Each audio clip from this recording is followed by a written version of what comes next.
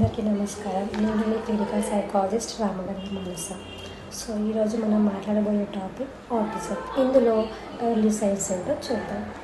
అయితే ఆటిజం అని నిర్ధారించడానికి ఉండవలసిన ప్రధాన లక్షణాలు, ఎర్లీ సైన్స్ ఏంటో ఈ వీడియో ద్వారా మనం తెలుసుకుందాం. ఆటిజం యొక్క లక్షణాలు కనుక చూసుకుంటే, ఆటిజం ఉన్న పిల్లలు పిలిచిన వెంటనే పలకపోవడం, eye to eye contact maintain చేయకపోవడం, వీటితో పాటు వీళ్ళల్లో స్పీచ్ కూడా చాలా డిలేగా ఉంటుంది. మనం పిలిచిన లేదా నవ్విన తిరిగి నవ్వకపోవడం లాంటివి కూడా మనం ఆటిజం ఉన్న పిల్లల్లో గమనించవచ్చు.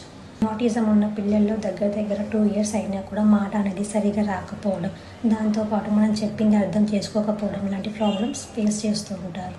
అన్నీ కూడా ఆటిజం సిమ్టమ్స్ అని చెప్పొచ్చు. వీటితో పాటు కూడా మనం కొన్ని బిహేవియర్ అంటే ప్రవర్తనలో కూడా కొన్ని మార్పులు చూస్తాము. ఆటిజం ఉన్న పిల్లలు ఒకే వస్తువు, ఒకే బొమ్మకి బాగా అటాచ్ అయి ఉంటారు.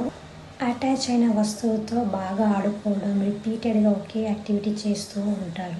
ఇది ఆటిజం ఉన్న పిల్లలు మనం గమనించవచ్చు. చాలా వరకు ఇప్పటికీ నేను చెప్పిన విషయాలు చాలామంది పేరెంట్స్ గమనిస్తూనే ఉంటారు, కానీ ఇగ్నోర్ చేస్తారు. ఇగ్నోర్ చేయడం వల్ల ఏంటంటే డయాగ్నోసిస్ లేట్గా అవుతుంది. దానివల్ల రికవరీ లేదా ఇంప్రూవ్మెంట్ అనేది కూడా చాలా లేట్గా జరుగుతుంది.